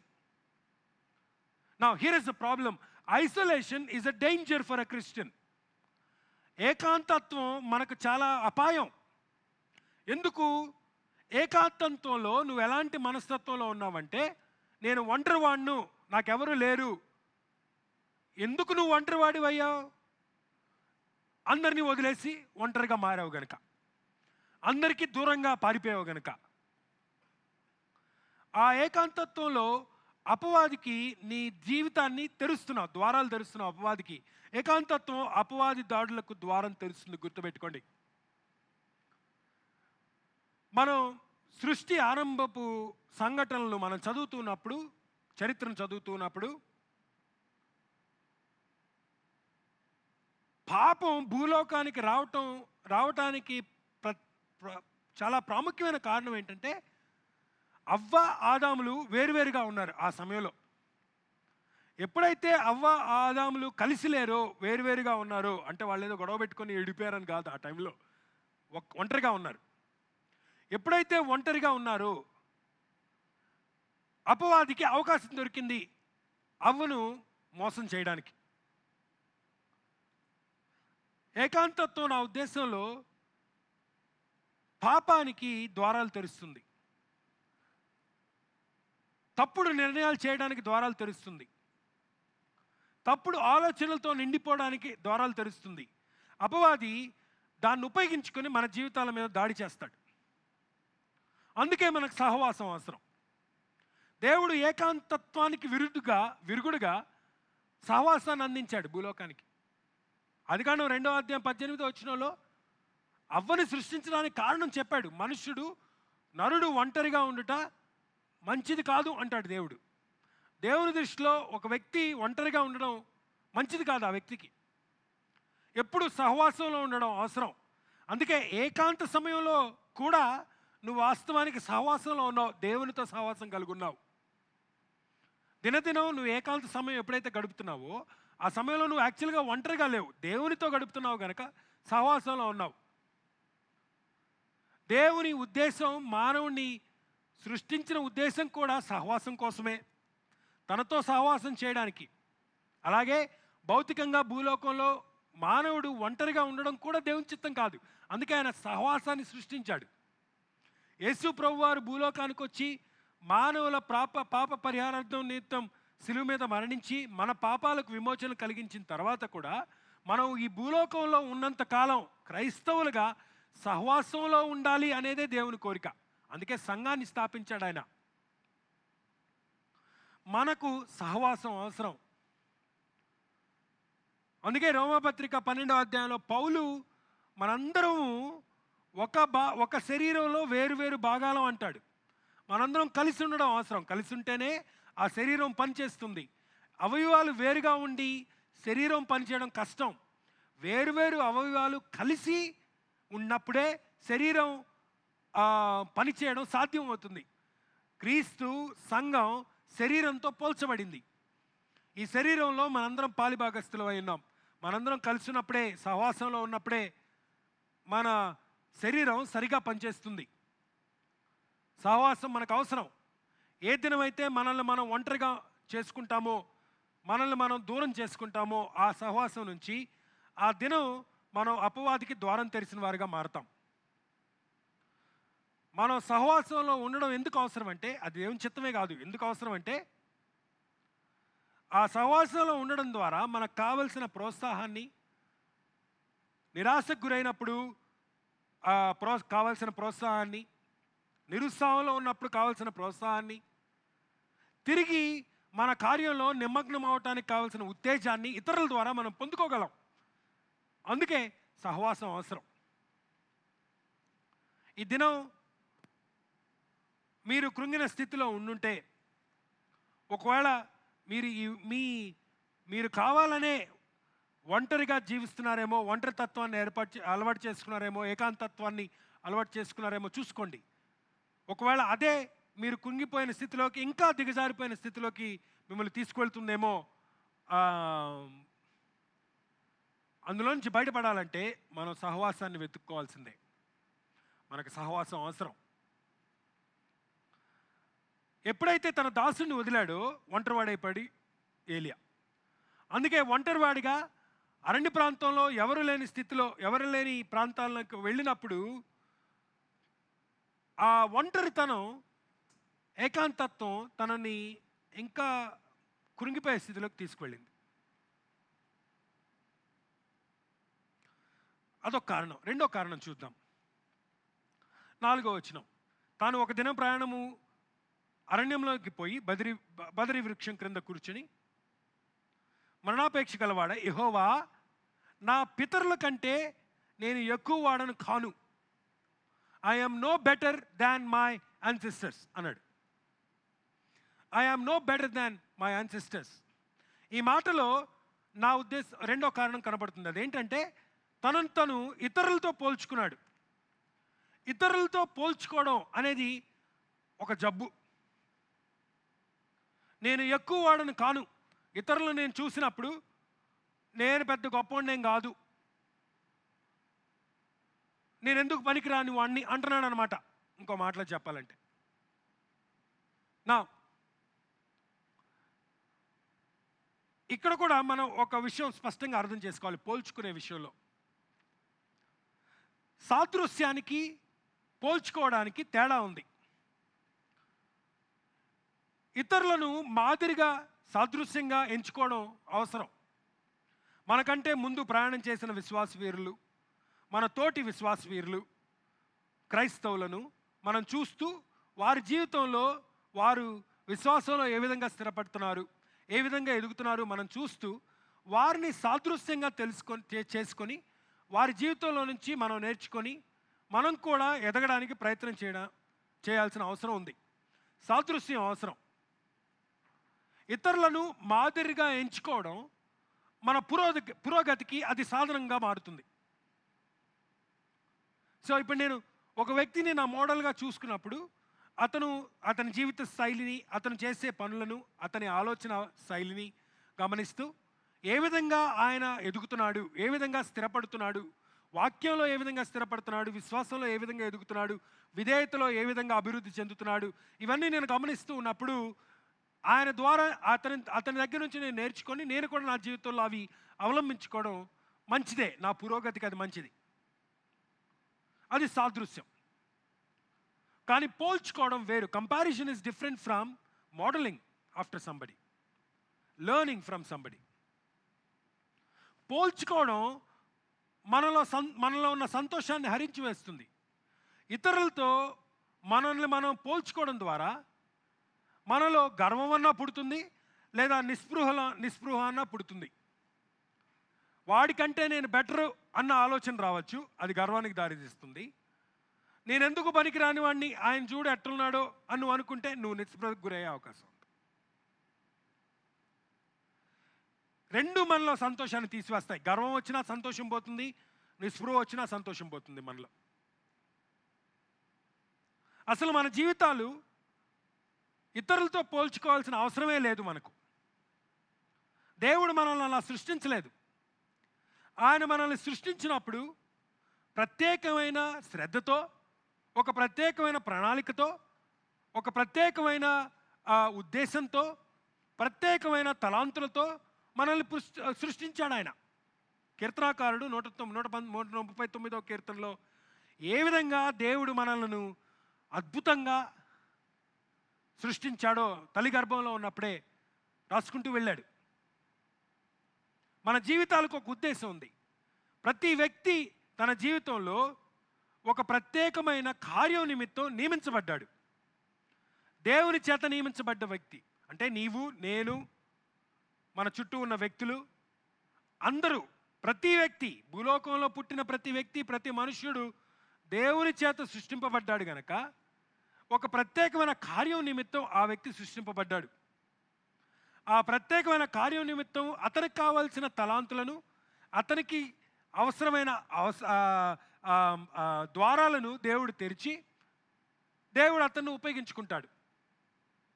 కాబట్టి ఆ వ్యక్తితో నేను పోల్చుకోవడం సరైన విషయమే కాదు. మనల్ని మనం ఇతరులతో పోల్చుకోవడం సరైన విషయం కాదు. వారి తలాంతులు వేరు, నా తలాంతులు వేరు. వారి జీవితం వేరు, నా జీవితం వేరు. వారి జీవితపు ఉద్దేశం వేరు, నా జీవితపు ఉద్దేశం వేరు. ఎప్పుడైతే నేను ఇది నా జీవితపు ఉద్దేశాన్ని, నాకు ఇవ్వబడిన తలాంతులను, నాకు ఇవ్వబడిన అవకాశాలను నేను మర్చిపోయి ఇతరులతో నా జీవితాన్ని పోల్చుకోవడం ప్రారంభిస్తానో ఆ దినం నుంచి నాలో ఉన్న సంతోషం హరించుకుపోతుంది. కాబట్టి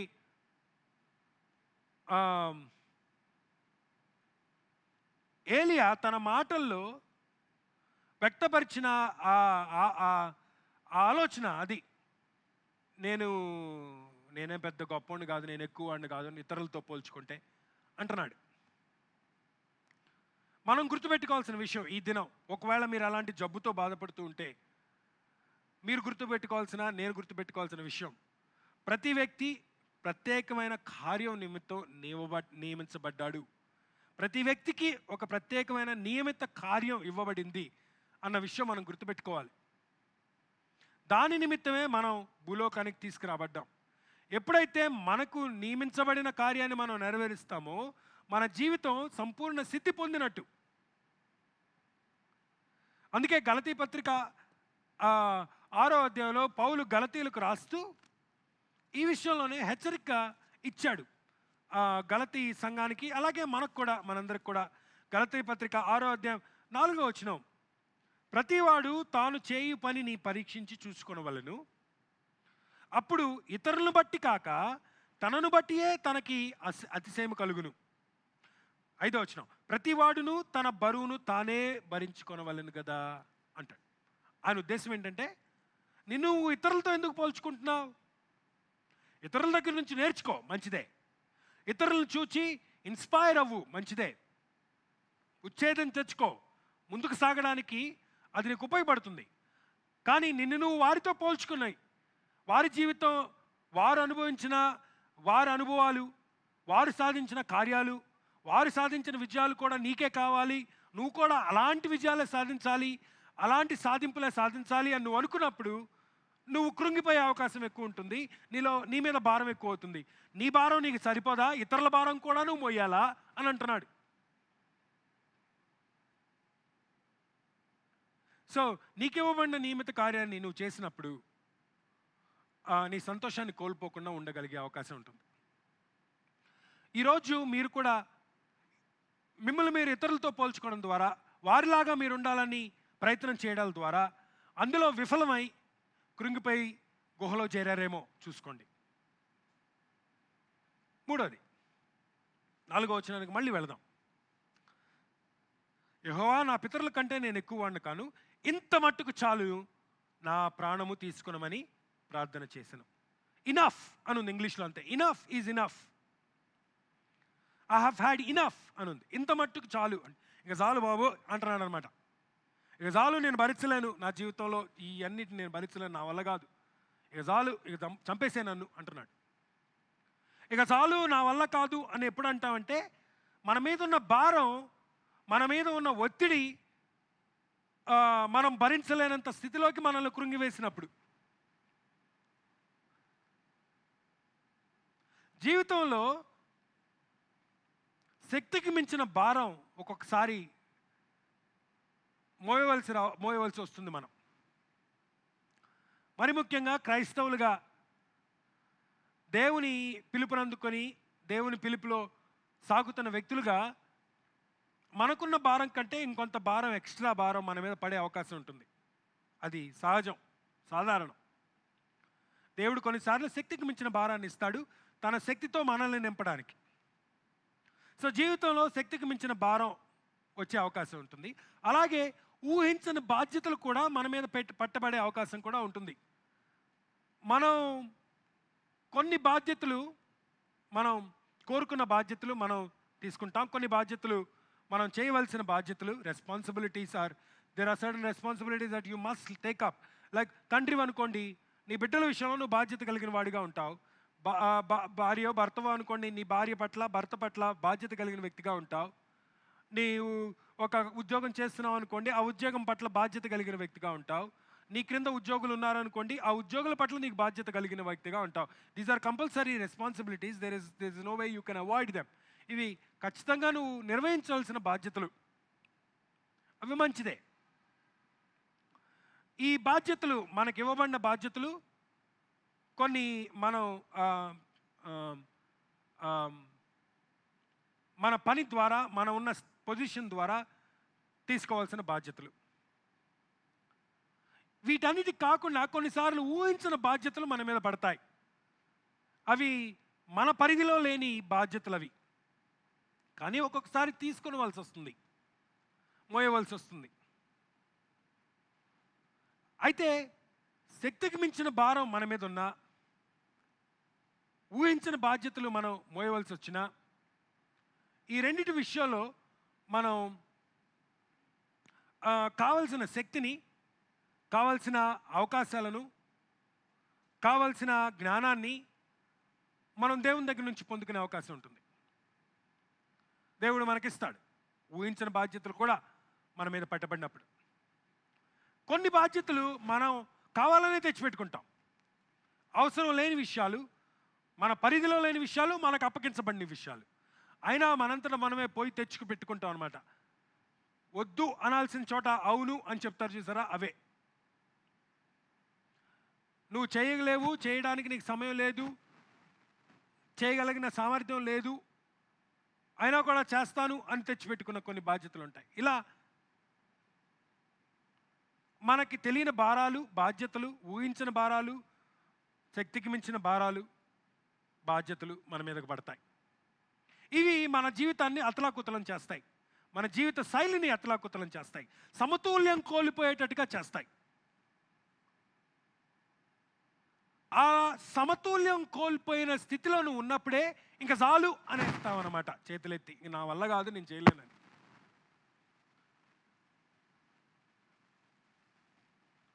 ఏలియా అనవసరమైన బాధ్యతలు మోస్తున్నాడని నేను అంటలేదు, కానీ ఏలియా మీద ఉన్న భారాలు, ఒత్తిళ్ళు తనను ఆ స్థితిలోకి తీసుకెళ్ళినాయి ఏమో. విశ్రాంతి సమయంలో విశ్రాంతి తీసుకోకుండా, ఏ సమయంలో విశ్రాంతి తీసుకోవాలో ఆ సమయంలో విశ్రాంతి తీసుకోకుండా పరిగెడుతూనే ఉన్నాడు ఏలియా పరిచర్యలో. ఆ పరుగు పరుగు పరుగు తనని అలసిపోయేటట్టుగా చేసింది, శారీరకంగా, మానసికంగా, ఆత్మీయంగా కూడా. అలసటకు గురైన స్థితిలోకి వెళ్ళిపోయాడు ఏలియా, ఆగకుండా పనిచేస్తున్నాడు కనుక. సో విశ్రాంతి లేకుండా కూడా కొన్నిసార్లు మనం అలసిపోయి పూర్తిగా విరక్తి చెందే స్థితిలోకి వెళ్ళిపోతాం.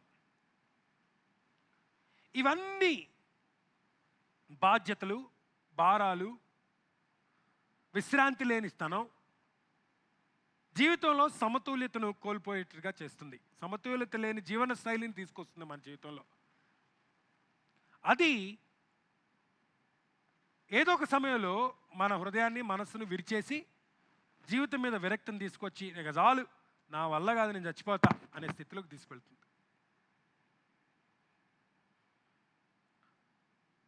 అందుకే మన బాధ్యతలు, మన భారాలు, విశ్రాంతి తీసుకోవడం, వీటిని సమతూకంతో చేయాలి. దేనికి ఎప్పుడు ఏ ప్రాధాన్యత ఇవ్వాలో దాని విషయంలో మనం జ్ఞానం కలిగి ఉండాలి, వివేచన కలిగి ఉండాలి, తెలివిగా వ్యవహరించాలి, సాధన చేసుకోవాలి. అది చేయనప్పుడు మనం అలసిపోతాం, అలసటను తీసుకొస్తుంది. అలసట మనల్ని మందకోడిగా మారుస్తుంది.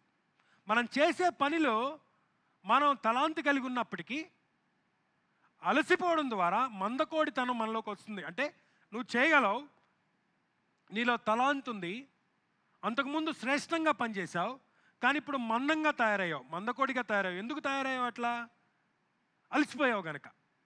విశ్రాంతి తీసుకోవాల్సిన సమయంలో విశ్రాంతి తీసుకోలేదు కనుక, అనవసరమైన బాధ్యతలు నెత్తి మీద వేసుకున్నావు కనుక, అవసరం లేని భారాన్ని తీసుకొచ్చి, బాధ్యతలు తీసుకొచ్చి పెట్టుకున్నావు కనుక, వాటిని మోయలేక, విడుచుకోలేక, కుంగిపోయి ఇక అది చేయక ఇది చేయక శ్రేష్టంగా నువ్వు చేయాల్సిన పనిని చేయకుండా మందకోడిగా తయారవుతావు.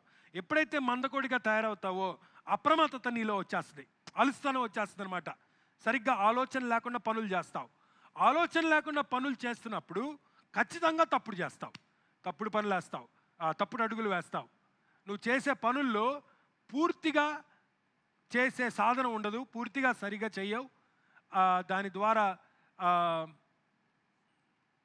ఓటమికి గురవుతావు.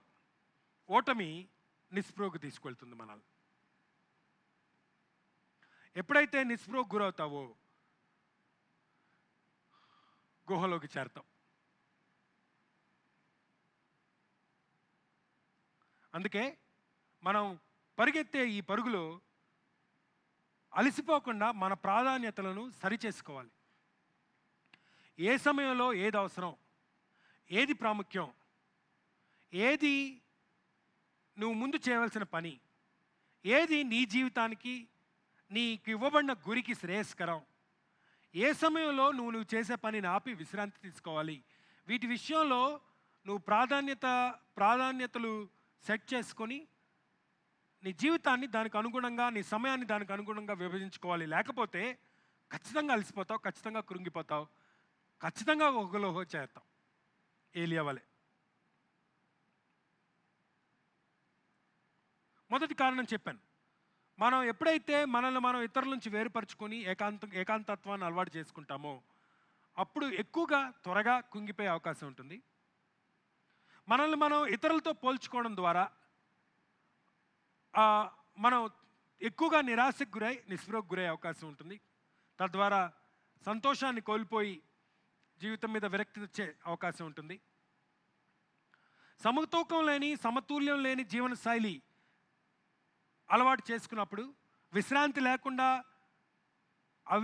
పనిచేస్తూనే ఉన్నప్పుడు, అనవసరమైన బాధ్యతలు తెచ్చుకొని, అనవసరమైన భారాన్ని తెచ్చుకొని, సరైన సమయాన్ని సరిగా విభజించినప్పుడు కృంగిపోయి గుహలోకి చేరే అవకాశం ఉంటుంది. ఆఖరిగా ఆ, నాలుగో కారణం, నా ఉద్దేశంలో ఇది ప్రత్యేకమైన ప్రాముఖ్యమైన కారణం అని నా ఉద్దేశం. మిగతా వాటన్నిటికంటే ఇదే చాలా ముఖ్యమైన కారణం అని నేను అనుకుంటున్నాను. అదేంటంటే అపవాది అబద్ధాలను నమ్మటం. అపవాది అబద్ధాలను నమ్మటం మనం గుర్తుపెట్టుకోవాల్సిన చాలా ప్రాముఖ్యమైన విషయం. మనందరం ఆత్మీయ పోరాటంలో ఉన్నవారం. క్రైస్తవులు, మనుష్యులు, దేవుడు మానవుణ్ణి ఆత్మ కలిగిన వాడిగా సృష్టించాడు. ఈ శారీరక జీవితం తాత్కాలికం, ఆత్మ శాశ్వతం. ఆత్మ మనకు కనబడకపోయినా ఆత్మ మనకు శాశ్వతం. శరీరం కనబడుతున్నా శరీరం అశాశ్వతం, తాత్కాలికమే. సో మనం వాస్తవానికి తాత్కాలికమైన శరీరంలో ప్రయాణం చేస్తూ నిత్యమైన ఆత్మ జీవితంలోకి నడిపించబడుతున్నాం. నిత్య జీవాన్ని పొందుకున్నాం. యేసుప్రభువు వారిని నమ్ముకున్న ప్రతి వ్యక్తి నిత్య జీవం వైపు వెళుతున్నాడు. ఈ నిత్య జీవానికి మనం చేరకుండా మనల్ని ఆపడానికి అపవాది రకరకాల ప్రయత్నాలు చేస్తూ ఉన్నాడు. వ్యక్తులను, పరిస్థితులను, ప్రభుత్వాలను, మన చుట్టూ ఉన్న అన్నిటినీ ఉపయోగించుకుంటూ మనపై పోరాటం చేస్తూ ఉన్నాడు. దీన్నే ఆత్మీయ పోరాటం అంటాం మనం. మనపై ఆత్మీయ పోరాటం చేస్తున్నాడు గనక మనం ఆ పోరాటంలో ఓడిపోవాలి అంటే మనం ఆయన చెప్పే మాటలను నమ్మాలన్నమాట. ఆయన చెప్పే మాటలు నమ్మినప్పుడు మనం కృంగిపోయి మనం చేసే పోరాటాన్ని ఆపేస్తాం. అప్పుడు అపవాదికి విజయాన్ని ఇచ్చిన వారిగా మారుతాం. ఏలియా కృంగిపోవడానికి, నా ఉద్దేశంలో గుహలోకి పారిపోవడానికి, మరణాపేక్ష కలిగిన స్థితిలోకి పోవడానికి 2 అబద్ధాలు కారణమైనవి అని నేను అనుకుంటున్నాను. 2వ వచనం మళ్ళీ, యెజబెలు తన ఒక దూత చేత ఏలియాకి వర్తమానం పంపించింది. రేపు ఈ వేళకు నేను నీ ప్రాణము వారిలో ఒకరి ప్రాణం వల్ల చేయనియడ్లా దేవుడు నాకు గొప్ప అపాయం కలుగు చేయనుగాక. కాబట్టి అతడు ఆ సమాచారం తెలుసుకొని లేచి తన ప్రాణము కాపాడుకున్నట్టుకై, లెట్స్ పాజ్ దేర్. ఏలియా తన ప్రాణము కాపాడుకున్నట్టుకై యూదాకు సంబంధించిన బెయేర్షెబాకు పారిపోయాను అని ఉంది. ఎందుకు పారిపోయాడు ఏలియా? నన్ను చంపుద్దేమో అన్న భయంతో. అపవాది మన పరిస్థితులు మనలో భయం పుట్టించేట్టుగా చేస్తాడు. మనకెదురుకు నిలబడిన వ్యక్తులు మనలో భయం పుట్టేట్టుగా చేస్తాడు వారి మాటలు ఉపయోగించుకొని. ఈ మాటలకు భయపడ్డాడు ఏలియా. ప్రాణాలు కోల్పోతానేమో అని భయపడ్డాడు. ఏలియా లాంటి వాడు వాస్తవానికి ఆ అబద్ధాన్ని నమ్మకూడదు. ఎందుకు? అంతకు ఒక దినం ముందే కదా ఏలియా కర్మేలు పర్వతం మీద 850 మంది బయలు ప్రవక్తలను చంపాడు. అంత పెద్ద అపోజిషన్ తన ఎదురుగా నిలబడినప్పుడు ఒక్కడే నిలబడి, దేవుని కోసం నిలబడి, దేవుని ఆత్మపూర్ణుడై వారందరినీ చంపగలిగాడు. గొప్ప అద్భుతాన్ని చేయగలిగాడు ఆ కొండ మీద. అదే ఏలియా ఇప్పుడు ఒక స్త్రీ యెజబెలు, అన్య స్త్రీ యెజబెలు, ఒక దూత తనే వచ్చి మాట్లాడలేదు. కనీసం రాణి కనుక రాణి వచ్చి నిలబడినప్పుడు భయపడచ్చు. కనీసం ఆమె స్వయంగా వచ్చి కూడా చెప్పలేదు. ఎవరి చేతో ఇన్ఫర్మేషన్ పంపించింది చంపుతా అని. దానికే భయం పట్టుకుంది. ఏలియా నమ్మాడు ఆ అబద్ధాన్ని. వాస్తవానికి యెజబెలు ఏలియాని చంపే అవకాశమే లేదు. ఎందుకంటే 2 అధ్యాయాల తర్వాత ఏలియా అదే యెజబెలు ముందు నిలబడి నువ్వు చచ్చిపోతావు అని చెప్పాడు ధైర్యంగా. దేవుడు నిన్ను చంపేస్తాడు, నీ రక్తాన్ని కుక్కలు నాకుతాయి, రోడ్డు మీద పడిన నీ రక్తాన్ని కుక్కలు నాకుతాయి అని దేవుని శాపాన్ని యెజబెల్కి ధైర్యంగా మొహం మీద చెప్పాడు ఏలియా. ఆయన ఆ మాట చెప్తున్నా కూడా యెజబెల్ ఏం చేయలేకపోయింది ఏలియాని. సో వాస్తవానికి యెజబెల్ ఏమి చేయలేదు. కానీ మాటలకు, ఆ అబద్ధాలను ఏలియా నమ్మడం ద్వారా భయం పట్టుకొని పారిపోయాడు. 10వ వచనం చూద్దాం. 10వ వచనంలో దేవుడు ఏలియాతో మాట్లాడుతున్నాడు. గుహలో ఉన్నాడు కదా ఏలియా. గుహలో ఉన్నప్పుడు దేవుడు ఏలియాని ఎలియా ఇచ్చట నీవేమి చేయుచున్నావు అని అతన్ని అడిగాను. అందుకు ఏలియా ఏం సమాధానం చెప్తున్నాడు చూడండి. ఇజ్రాయేల్ వారు నీ నిబంధన తోసివేసి నీ బలిపీఠమును పడిగొట్టి నీ ప్రవక్తలను ఖడ్గం చేత హతం చేయుచున్నారు. సైన్యములకు అధిపతి దేవుడగు యెహోవా కొరకు మహారోషం గలవాడినై నేను ఒక్కడును మాత్రమే మిగిలి ఉండగా వారు నా ప్రాణమును కూడా తీసివేయుటకై చూచున్నారని మనవి చేశాను. ఒక మాటలో ఏం చెప్తున్నాడంటే, నేను ఒక్కడనే అయిపోయాను, నాకు తోడు ఎవరు లేరు అంటున్నాడు. అది కూడా అబద్ధమే. అది అబద్ధమైన విషయం మనకు తర్వాత అర్థమవుతుంది. దేవుడు ఏలియాకు కాదు, నువ్వు ఒంటరివాడు కాదు, 7,000 మంది ఉన్నారు ఇంకా అంటాడు. నీలాంటి వారు 7,000 మంది ఉన్నారు. ఆ విషయం ఏలియాకు తెలీదు. తాను ఒంటరి వాడును అన్న అబద్ధాన్ని నమ్మేశాడు. నేను ఒక్కడనే, నాకెవడు తోడలేడు, ఈ పోరాటంలో నేను ఒక్కడనే మిగిలిపోయాను, ఇక నేను ఒక్కడనే పోరాడి ఏం సాధించగలను, చచ్చిపోదాంలే అని అనుకుంటున్నాడు ఏలియా. మనకు తోడు ఎవరు లేరు అని మనకు భయపడతాడు అపవాది. నీకు ప్రాణం పోతుంది, నీ చేతిలో ఉన్నది పోతుంది, నీ చేతిలో నుంచి పోతుంది అన్న భయాన్ని పుట్టించాడు. దాన్ని కాపాడుకోవడానికి నీకు తోడు ఎవరు లేరు అన్న భయాన్ని కూడా పుట్టించాడు. ఈ 2 భయాలు, ఈ 2 అబద్ధాలు ఏలియాని పారిపోయి గుహలో చేరేట్టుగా చేసినాయి. ఆత్మీయ పోరాటం ఈ విధంగా ఉంటుంది. అపవాది అబద్ధాలను ఉపయోగించుకొని తన రాజ్యాన్ని నిర్మించుకుంటాడు. అబద్ధాలకు తండ్రి అన్నాడు కదా దేవుడు, యేసుప్రభు వారు అపవాదిని. ఆ అపవాదిని, వాని అబద్ధాలను మనం ఎదిరించి పోరాడాలి. ఆ అవకాశం దేవుడు మనకిచ్చాడు. 1 పేతురు 5వ అధ్యాయం 8వ వచనంలో పేతురు ఇదే విషయాన్ని ఉటంకిస్తూ మనల్ని ప్రోత్సహిస్తాడు. 1 పేతురు రాసిన 1 పత్రిక 5వ అధ్యాయం 8వ వచనం.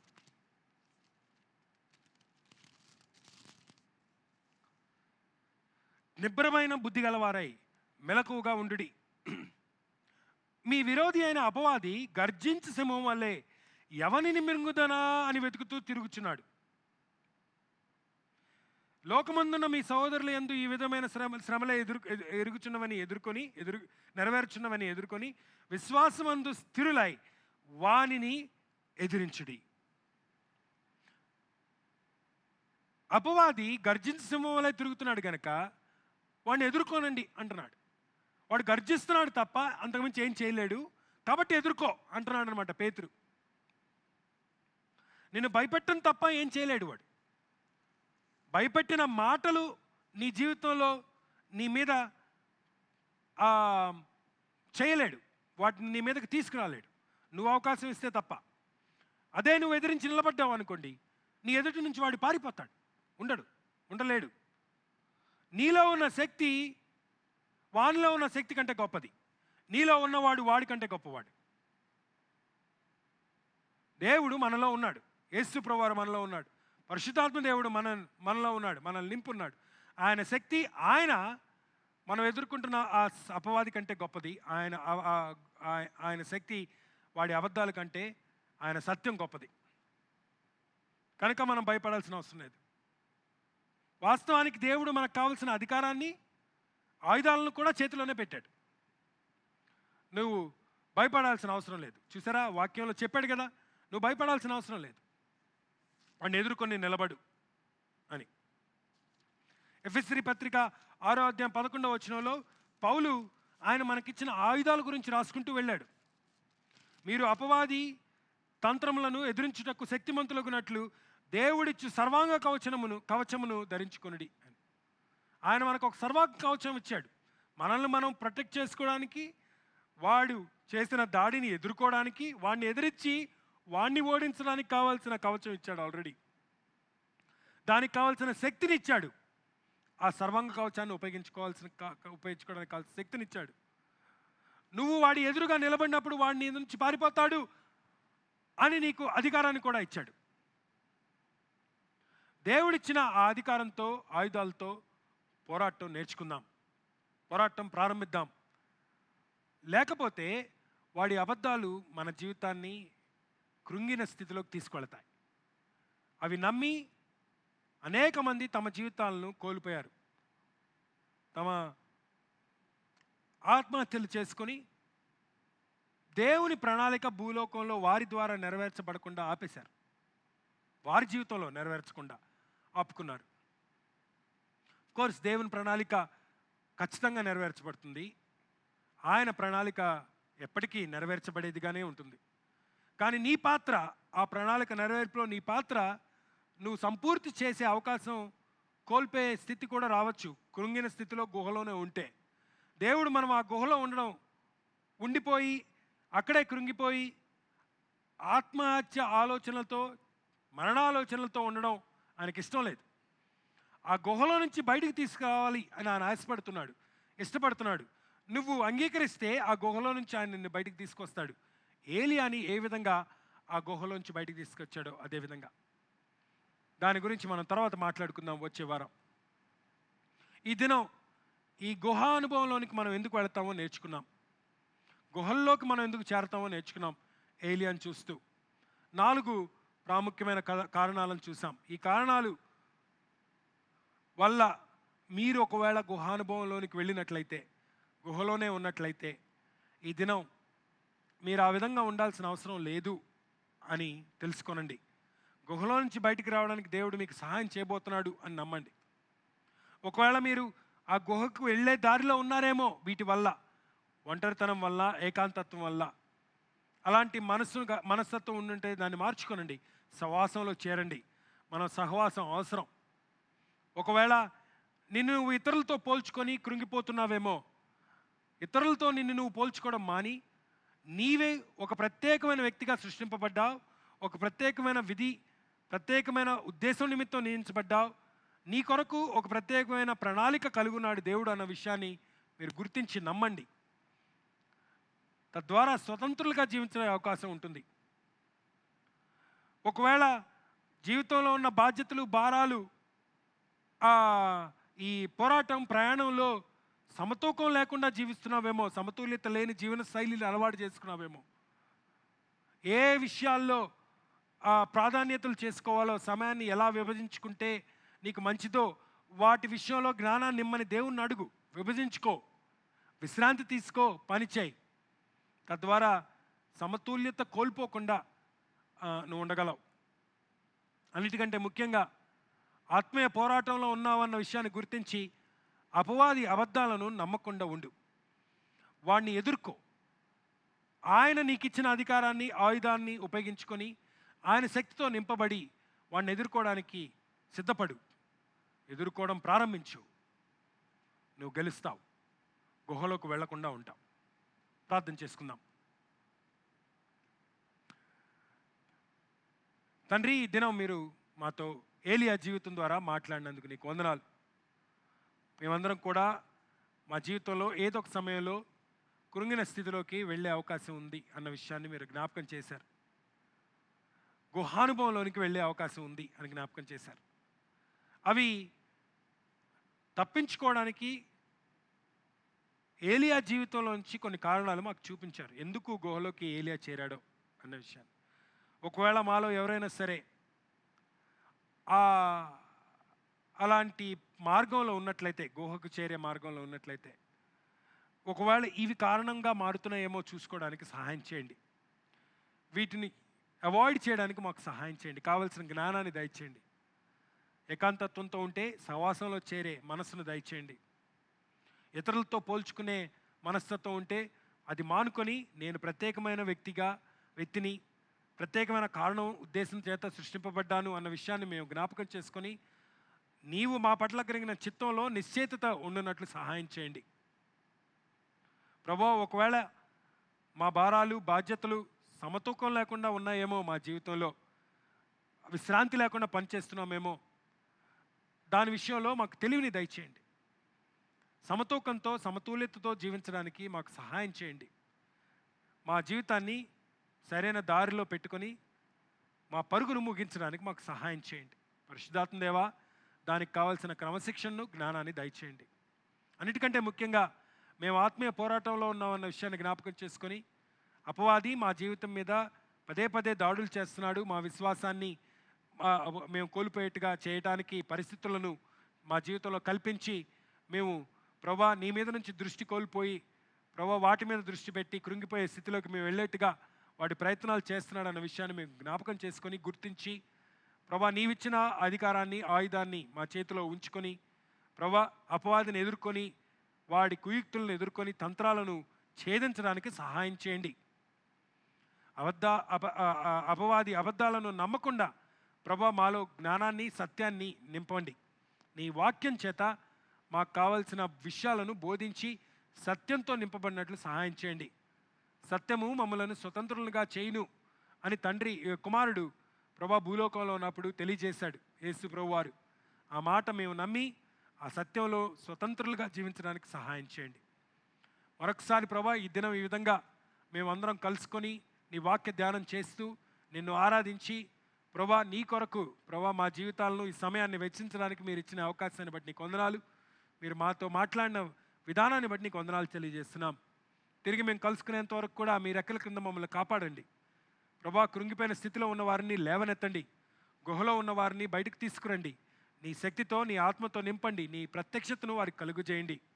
మమ్మల్ని అందరం కూడా ప్రభా జ్ఞానం కలిగిన వారిగా ఈ భూలోకంలో నడుచుకోవడానికి మాకు కావాల్సిన జ్ఞానాన్ని దయచేయమని ప్రార్థిస్తున్నాను. మరొకసారి మమ్మల్ని మేము చేతికి సమర్పించుకుంటూ యేసు నామములో అడిగి వేడుకొంచున్నాం తండ్రి, ఆమేన్. ఆమేన్. మన తండ్రి అయిన దేవుని యొక్క ప్రేమయు, కుమారుడైన యేసుక్రీస్తు వారి కృపయు, పరిశుద్ధాత్మ దేవుని యొక్క శాంతి, సమాధానం ఇప్పుడు ఎల్లప్పుడూ మనందరికీ తోడైండును గాక. ఆమేన్. ఆమేన్. మా అందరితో కలిసి ఈ బుధవారం దేవుని ఆరాధించినందుకు మీకు మా హృదయపూర్వక వందనాలు. తిరిగి వచ్చే బుధవారం ఆన్లైన్లో కలుసుకుందాం. God bless you.